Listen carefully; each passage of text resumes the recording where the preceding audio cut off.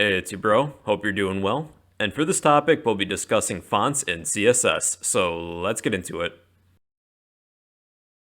Hey everyone, so we're going to be discussing fonts. So if you don't know, fonts are a set of characters of a particular style. Just had to get that out there in case you didn't know what a font is. Don't hate me for bringing it up. So there's two categories of fonts. There's serif and sans serif. Here's an example. Okay, well, I took this image from the Wikipedia page for serif and sans serif fonts. Now, serif is a typography term for small lines or embellishments on certain areas of these individual characters. You can see that here with this line.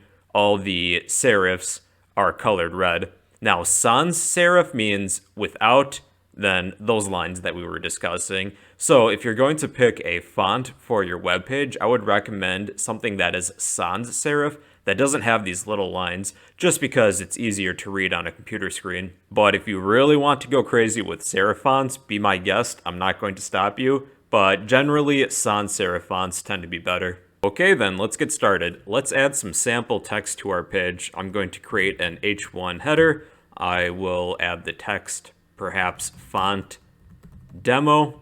We'll close this header tag and we'll add some sample text. If you're using Sublime Text, you can just type in lorem and hit tab. Otherwise, you can just go online, find a paragraph or two, then just copy it here. Let's save this, refresh the page.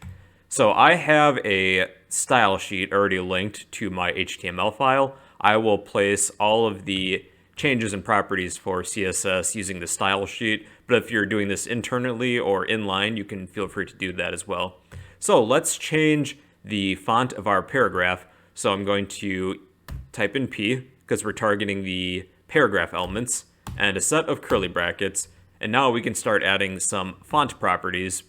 And I just realized I forgot to surround our paragraph with a set of paragraph tags, so make sure you do that. Okay, now we're good. So the first thing that we're going to add is a font family. So this is actually a property, and what you can do with a font family is that you can list a few different fonts that you want to use. You'll use the first font in this list, and if for some reason, if somebody's web browser can't support this font, it will try and use the next font, and then it will just continue down the list. So for the last font, you'll want to use something that's more or less universally accepted. So I'm going to list a few fonts here. I'll start with the one that I preferably want to use. One font that I do like is Ink Free. Now, one thing to pay attention to is that with font names, if they have a space, you need to put these within a set of quotes. So let's try Ink Free to begin with. So let's save, reload the page, and now everything looks handwritten, so I kind of like this font. I would like to add another font to this font family in case somebody's web browser can't support this Ink Free font. And another that I like is this other one called MV Bully. So let's say that somebody's web browser can't handle this first one. It's going to use the second font in this list, which is, for my example, MV Bully. So it kind of looks like this. So I'm going to add maybe two fonts that I like. And then for the last one, this is like a last resort in case somebody's web browser can't handle the first few. You can't go wrong with just typing in sans serif. So if these two fonts don't work, it'll just default to a sans serif font. But I kind of like that Ink Free font because it has personality, so I'm going to keep that. So let's add a few other things. We can add a font style. And you can type in the word italic to make your font italic. We can add a font weight, and you can set this to bold. So this will basically just bold all of your text. We can change the font size, so we'll use the font size property. So the default for font sizes is 16 pixels. But I'm going to pick maybe 18 to make this a little bit larger, just like so. Another unit of measurement is EM, and the default is 1 EM. So this is the same as 16 pixels. So if I were to change this to 2 EM, this would be the same as 32 pixels then. So you might see either with a unit of measurement being pixels or EM. So use whatever one you prefer. All right, we can also add a text decoration. And let's say I want to add a underline. Well, we can do so. This will add a underline underneath all of our text. We can also add a particular style to this underline, like we can type in the word wavy, and this will become a wavy underline. I'm not sure what any good use of this would be, but you can. I don't know, maybe it's like ocean waves or something. Yeah, you know what? Let's change that to blue. So our text is riding on some blue waves, but I'm getting off track again. So I'm actually going to go back and set this to normal. And it's as if there's no change at all to that. And we can change the font color by using the color property.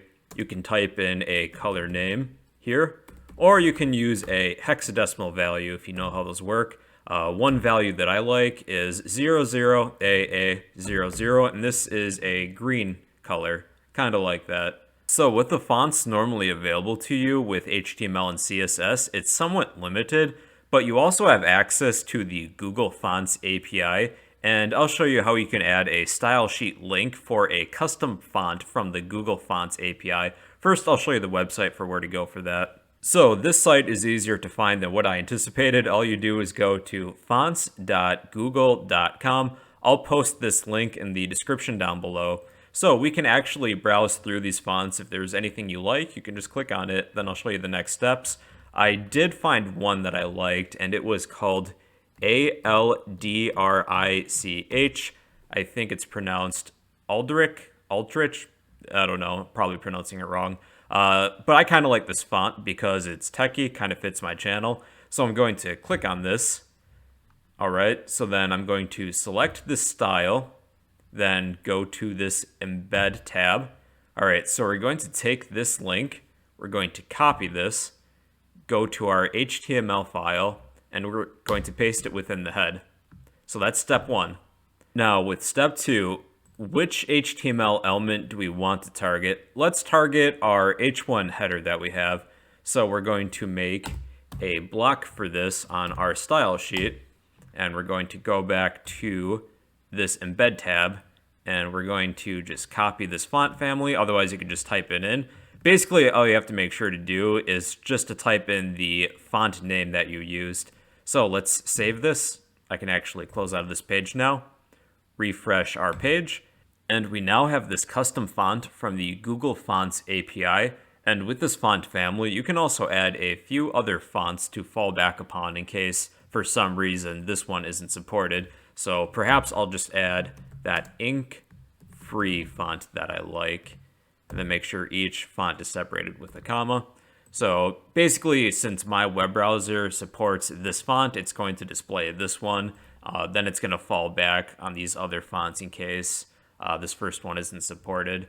And let's add a font color to our header tag, our H1 tag.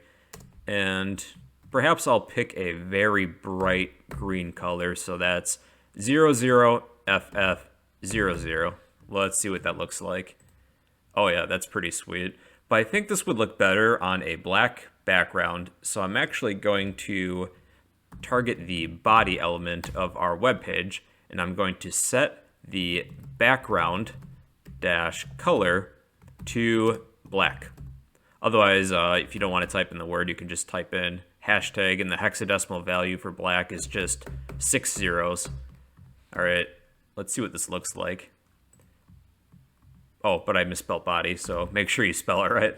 All right, sorry about that. Okay, yeah, that's pretty sweet.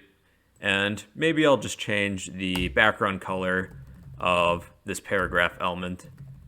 Just something slightly lighter. Maybe 111111. Okay, yeah, that's not too bad.